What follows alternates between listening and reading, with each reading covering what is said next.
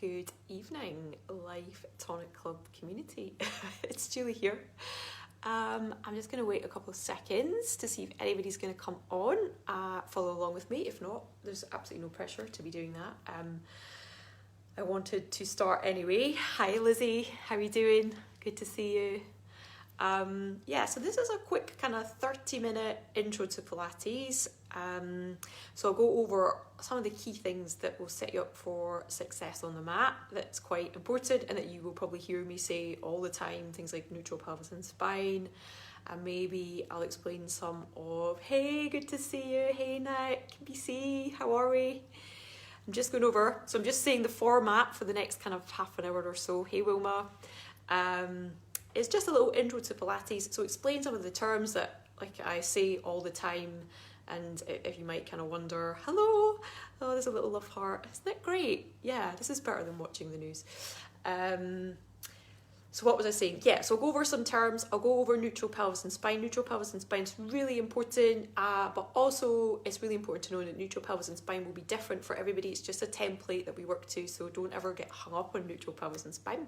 Go over a bit of breathing and a little bit of how you center, so this core activation, what happens there. And once you know, so these are your ABCs, they are called ABC, so alignment, breathing, centering. You usually do them at the start of every exercise, and they are like your building blocks. And once you understand the ABCs, like you're doing Pilates. So yeah, I'm actually just looking at my hair. Waiting to get, it's lockdown hair part 2, like everybody else, waiting to get to the hairdresser. Yeah. Right, so let's start by answering the question, like, what is Pilates? Because I get asked this all the time. And yes, it's all about building that all-important core strength. It's all about improving our posture, understanding how to breathe well, improving our flexibility, reducing stress, giving ourselves a little energy boost. It's also really important to boost your circulation. It can help with digestion. But the other thing it's really useful for is teaching good movement. So helping you understand how your body moves. And that's really critical, because we've all become quite disconnected from our body, and that's where certainly where I see a lot of injuries and things happening. It's just a result of not having this awareness of how your body moves. So we train stability in the trunk, in the torso, really, control over the head, the shoulders, the pelvis, the spine, to allow you to move your arms and your legs independently. So a lot of the time now we'll hike a leg up, but we'll actually hike our leg up and our pelvis and our low back. And actually you don't want to be doing that. That freedom of movement comes from being able to stabilize yourself through your core and then just allowing your limbs to move really, really freely. So fundamentally, although we're doing all the core work, it's about teaching good movement and building that awareness in your head over what is good movement. And that's really important, because I always say your body is like any other piece of equipment that you own. Somehow we don't feel that it needs to be serviced or kind of invested in or looked after. But unfortunately, like any other piece of equipment, unless you take the time to do that, then it will start to fail you, and that's how you end up with kind of little niggles and pains and sort of tight, tense muscles and things like that. So it's definitely worth looking after yourself. And as you all know, you've done the 21-day challenge. You don't need to be doing 60 minutes of crazy things to get all of those benefits. You can get them in as little as 5 or 10 minute bursts every other day. So that's quite important to point out as well. Okay, let's look at, the other thing I wanted to say on top of the good movement. So there's the disassociation part, where you're moving all the limbs. And the other important part of that jigsaw puzzle is sequential movement. So you will have heard me talk before about this movement follows a kinetic chain. So in your body, when we do things like a spine curl, there's a sequence of movement that happens in your joints. So that's the other thing we're training. We're training that freedom. So as the sequence follows the right sort of format, it's a little bit like a jigsaw puzzle. So yeah, and then you bring all those together and then you're doing Pilates.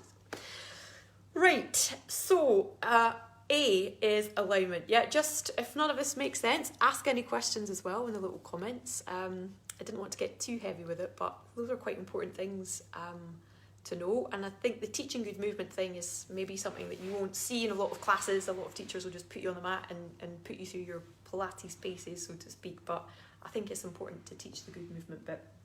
Right, so we'll start with alignment in our ABCs. The other thing to point out is in the group, so if you scroll down to the bottom of the page, there is your free Pilates for Beginners guide, which I created for my beginners mat class, which runs on a Monday night, but you guys are all going to have access to that, and it's really useful. So you'll get all this information in it. You'll also get a lovely little there's a little diagram of the spine, which is useful for when we're doing that sequential movement, because you really need to build a little picture of your spine. And there is a jargon buster, because again, like I say, there's terms that get flung out that sometimes you're like, what? Like when I first started Pilates, there was some things that I didn't, you know, things like your pelvis. I actually didn't know that your pelvis was your hips. And never be afraid to ask, because yeah, there you go. There's a classic one for you. Didn't know your pelvis was your hips. Right, alignment. So alignment's really important, and the main part of alignment that you hear all the time is this concept of neutral pelvis and neutral spine. And that is just where the natural curve of your low back is present and the gentle curve of your neck is present. And all that means is that your muscles are in the right resting position to then start to move them.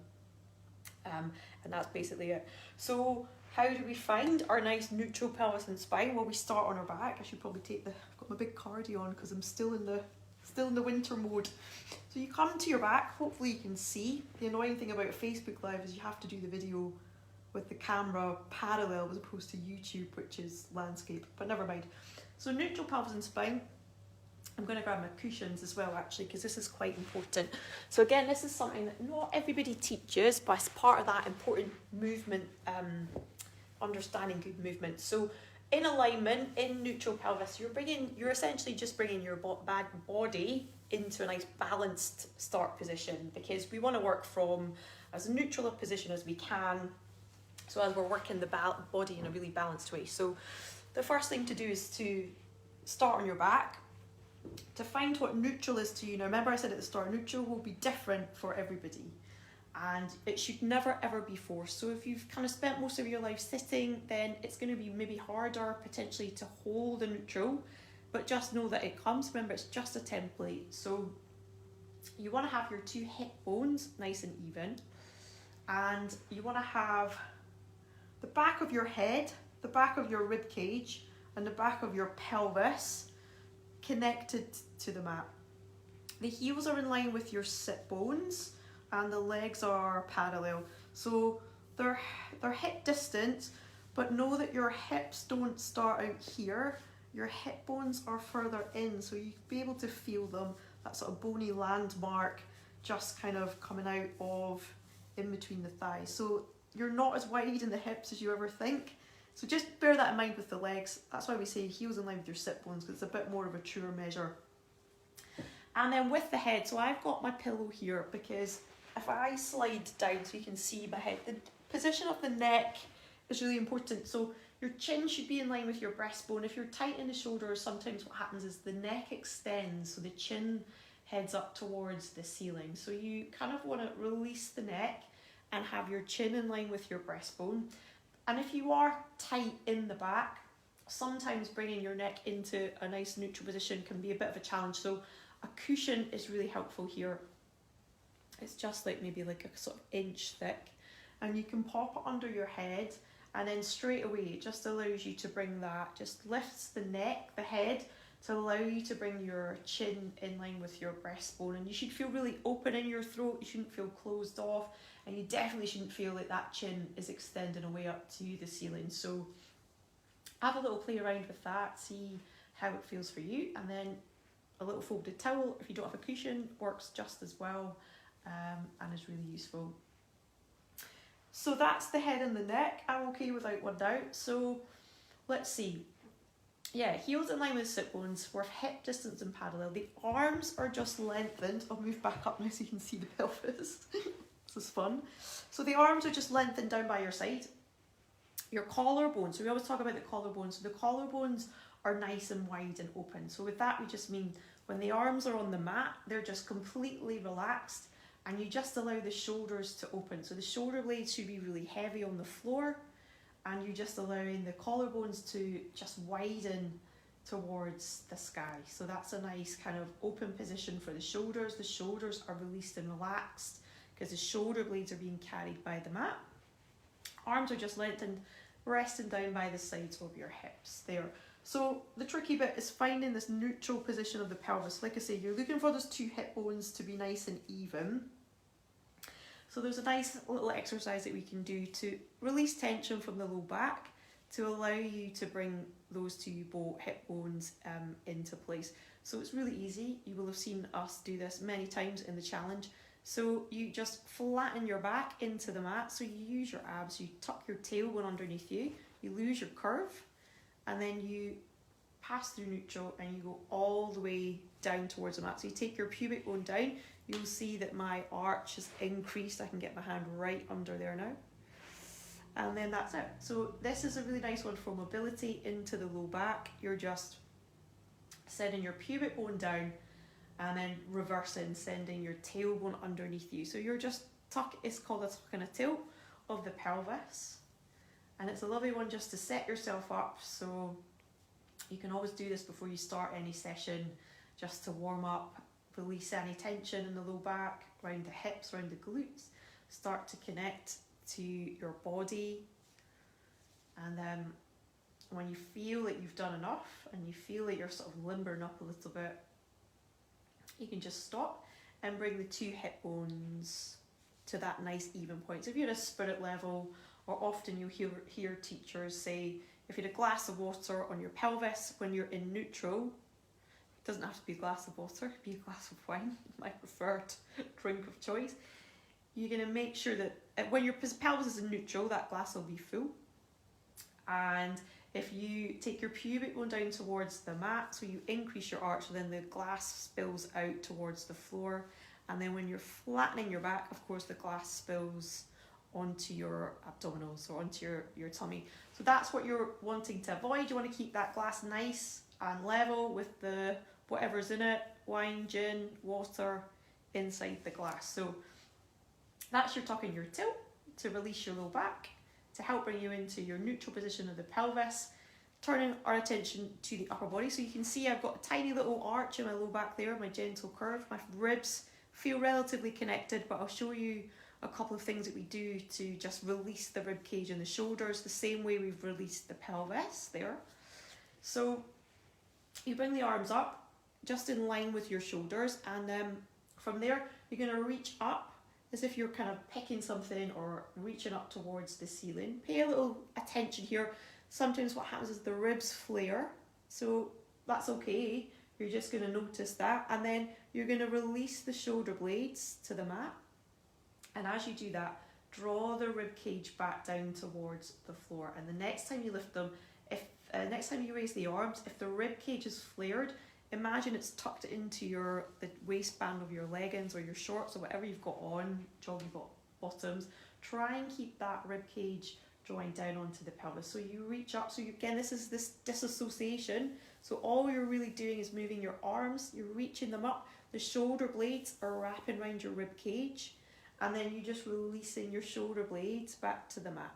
And as you do that, try and connect to the width of your back. So again, we're narrower in the hips than we think. We're wider in the shoulders than we think. So we always think our shoulder width is here. But if you run the shoulder width to the end of the collarbones, that's how wide your shoulders are. So you should feel nice and open through the front of the chest. So you reach up.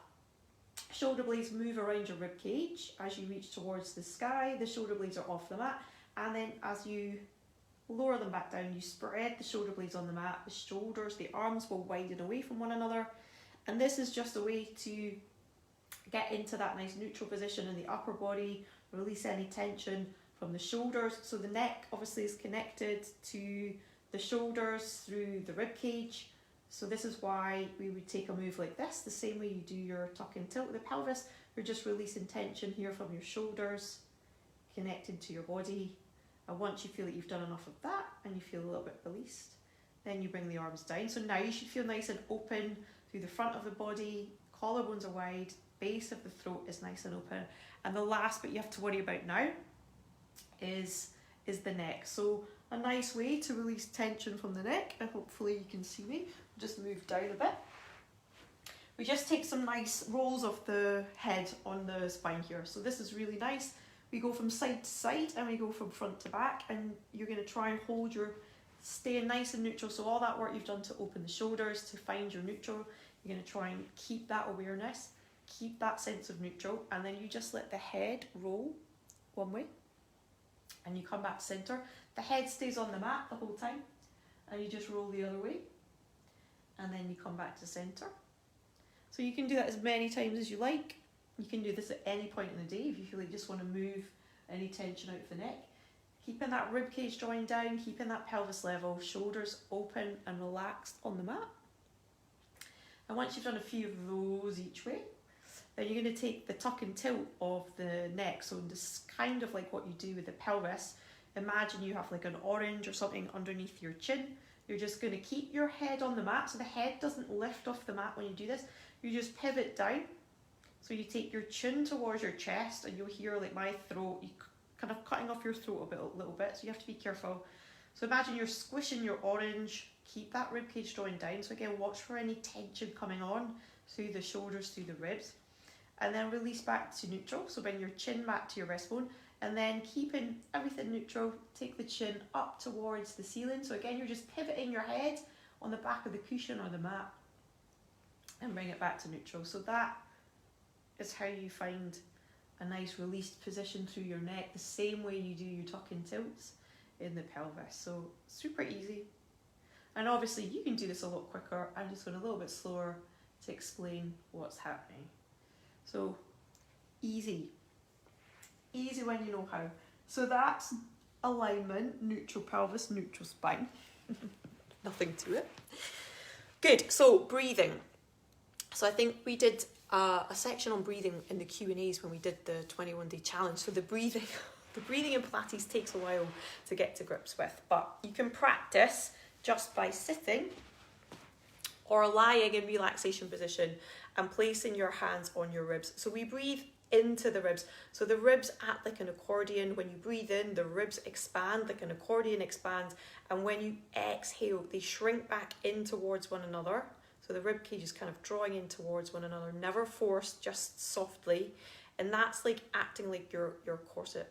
So as you exhale and the rib cage draws back in, usually you're thinking about gently centering. So you're activating your core muscles at the same time. So the breath and the centering work together.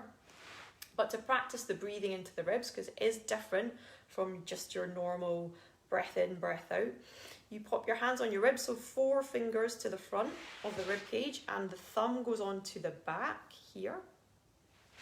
And then you just breathe into your hands and try and feel your rib cage expanding. So again, you breathe in and then you exhale. And if you just keep exhaling, don't know if you can see, my hands just kind of start to kind of draw in towards one another, almost like they're connecting, which is what's happening with the rib cage. So if I have my hands here, just normal breathing into the ribs, you see them expand out. And as I exhale, so if I keep exhaling, I'm drawing my waist in, like cinching my waist in. And that's your abdominals. The breath is leaving the body and you're activating your core here. So it's that muscle group from the last rib all the way down to the top of the hips and then all the way down to the pubic bone. That's the whole area that you're activating with your out breath.